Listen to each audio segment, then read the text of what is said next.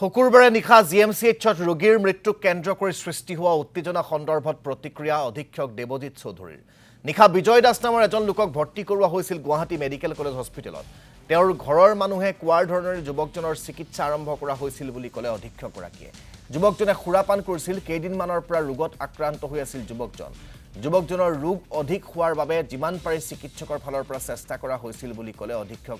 দেৱজিৎ চৌধুৰী অৱশ্যে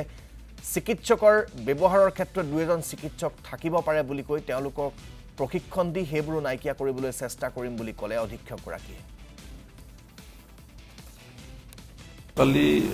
ৰাতি 12টা বজাত আমাৰ বিজয় দাস বুলি এগৰাকী যুৱক তেখেতে জালুকবাৰীৰ বাসিন্দা হয় তেওঁক লৈ আনিছিলে আবেলি ৰাতিৰ সময়ত কেজেলিৰ পৰা বাকী টেষ্ট কৰাৰ পিছত তেওঁক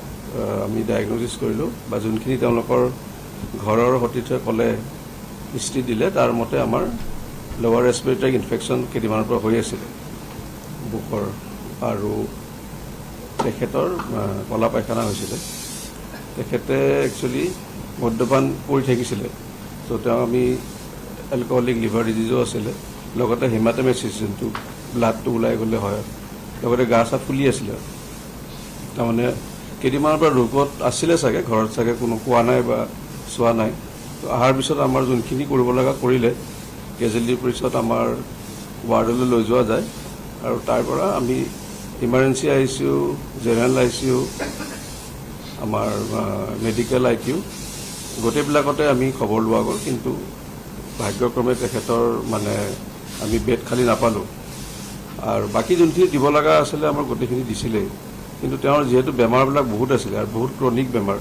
যে কিছুমান বস্তুটো আৰু চিকিৎসকে অহাৰ লগে লগে ঠিক কৰিব নোৱাৰে কোনো